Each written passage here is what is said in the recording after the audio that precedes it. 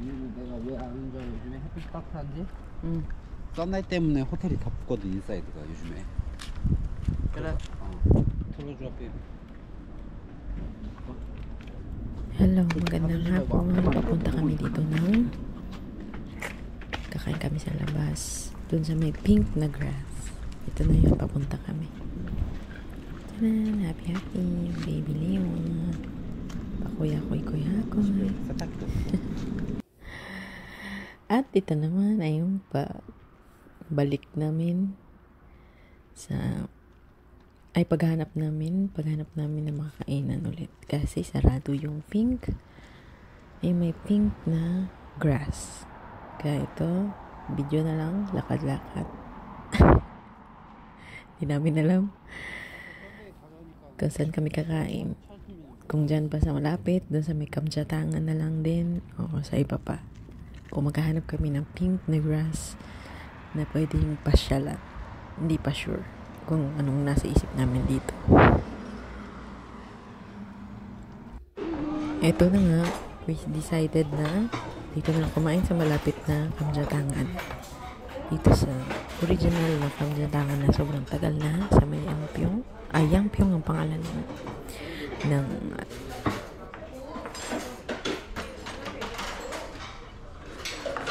habang waiting kami ng pagkain ay si Baby Limon ay nanonood ng Teacher Rachel. Ano rin yan? Siya ay palakad-lakad at baka mahulog pa sa aming upuan. Ako magsalita dahil ulog pa sa likod habang ako ay nag-voice over. Wow.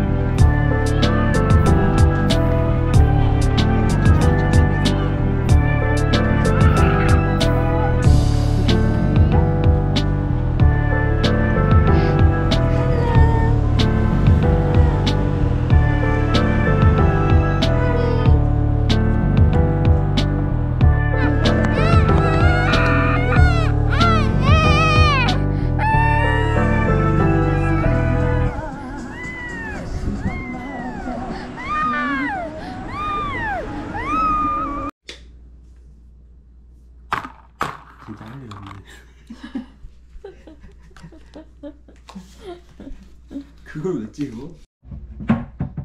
Hello, magandang hapon. Magandang hapon. Hello. Luluto ako ng pagkain ni Liwon. Ulam ba? Sarap talaga naman. Ang oras na. Nakain ng apple ng baby. At di ako nakapag-record kahapon kasi day off ng dad. Ay! Ano lang ako, konting video.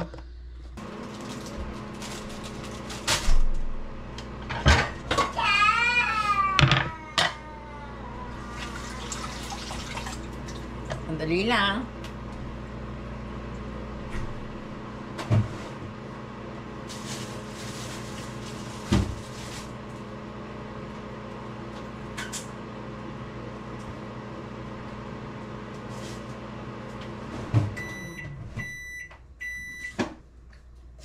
May bukas pala doon. Talaga naman si Michelle. Kahapon, gusto kong pumunta. Day off ng daddy kahapon. Gusto kong pumunta doon sa pink na kasi pag pink na grass, kasi uso, yung dito eh. Kapag autumn, may may pink na grass. Pink siya na, basta, hindi ko alam tawag doon eh. Meron kami dito malapit lang sa Kamjatangan ba? Tumalsik. Yung likod ng restaurant nila ay may pink na grass. Tas parang may pwedeng picture doon. Ayun, pumunta kami kahapon. Tapos, yung pala, close sila. Day off nila. Yung ending, lang kami, doon sa Kamjatangan pumunta. Pero yung walang pink na grass. So, ang ending mo, hindi kami nakapunta kasi wala kaming picture. Konting na lang, kembot na lang, mag-winter na. Gusto ko kasi, wala lang, may experience lang. Namin ibibili mo, tsaka picture. Tapos, sa isang araw, mag-birthday ng baby Liwon. Wala pa akong pang regalo.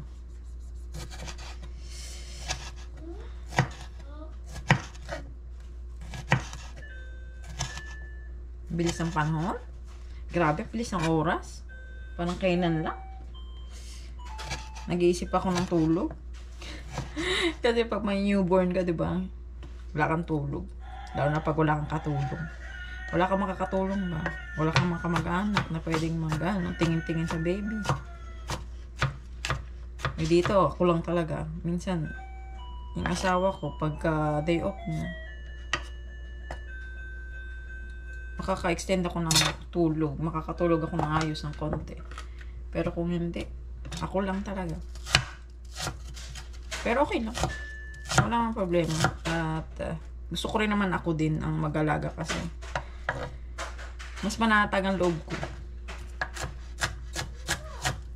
Ganda. Tapos, nung Tuesday, ay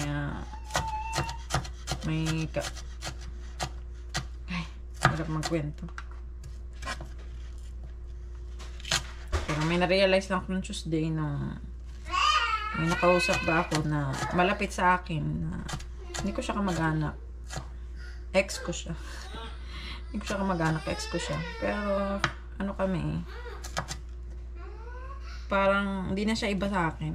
Ko na, parang kamag-anak na yung turing ko. Parang gano'n, yung feeling. Na, nalaman ko may sakit siya. Na hindi lang normal na sakit. Grabe, nakakalungkot. Na yung buhay, alam mo yan, yung kilala mo siya ng gano'ng malakas. Hindi mo pag-iisipan na magkakasakit ng gano'n. As in yung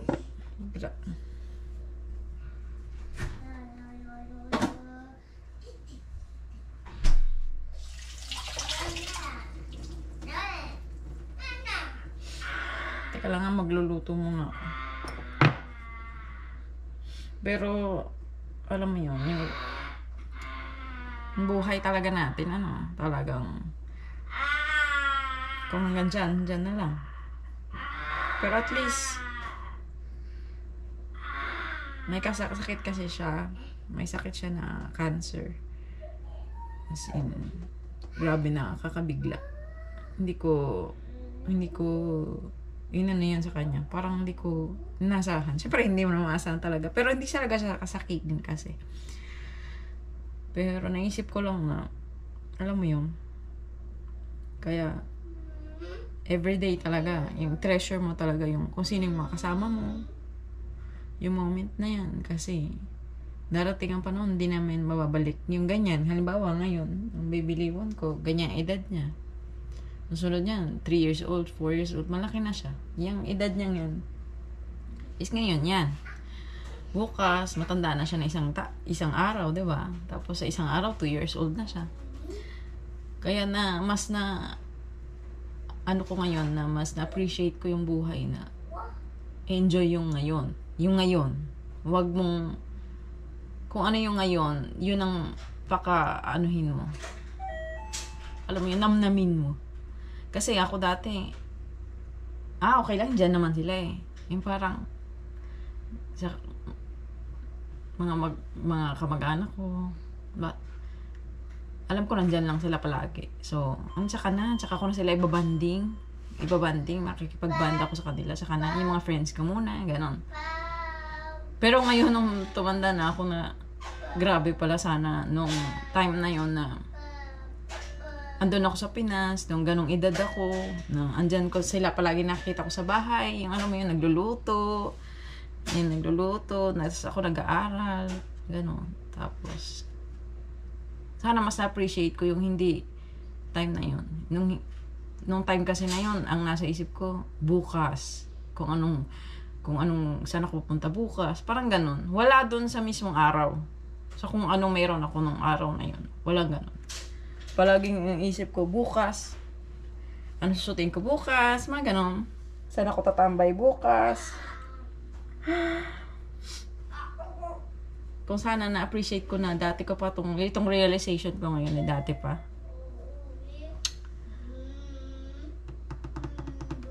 Pero syempre, hindi naman ganon. Pero maganda sana. Kasi yung mga taong ngayon na namimiss ko, na wala dito, kasama ko, di ba? Malayo. Pero ngayon, yung ano ko, diba? Kaya ngayon, kung sinong kasama ko dito, yung pamilya ko na, itong binuo kong pamilya, asawa ko, tsaka anak ko, talaga namang namnam ko talaga siya. Hindi ako nagrereklamo, wala akong ganung pakiramdam. Mas nag-open yung aking mind ba. Lalo na yung mga gantong nangyayari sa mundo. May gera sa Israel, sa Palestine, ano ba yan. Tapos may malaman kagbay mga taong may sakit. Nakakalungkot. Pero wala tayong magagawa, kundi mag-move on. Tsaka magpasalamat palagi kay Lord na binigyan pa tayo ng araw na ito. Ganun. Ano ba yan? Magluluto lang naman ako. Dami ko sinasabi, no?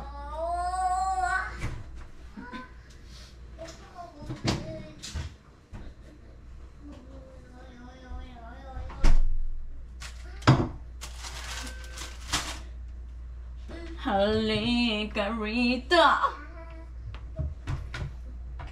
Saan ko kaya ilalagay yun para makapagluto ako?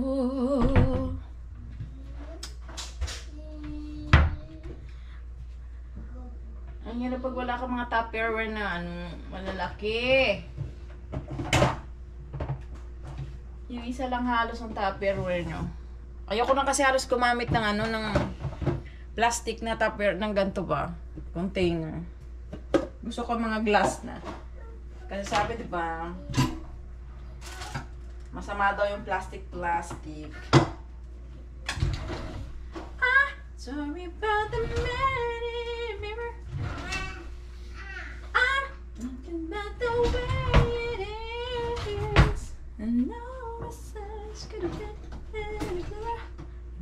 make a world a better place.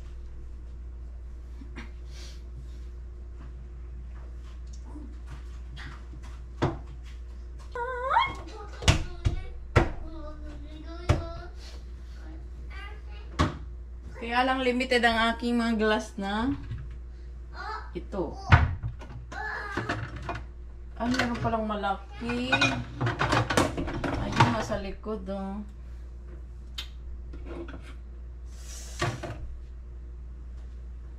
Parang dito.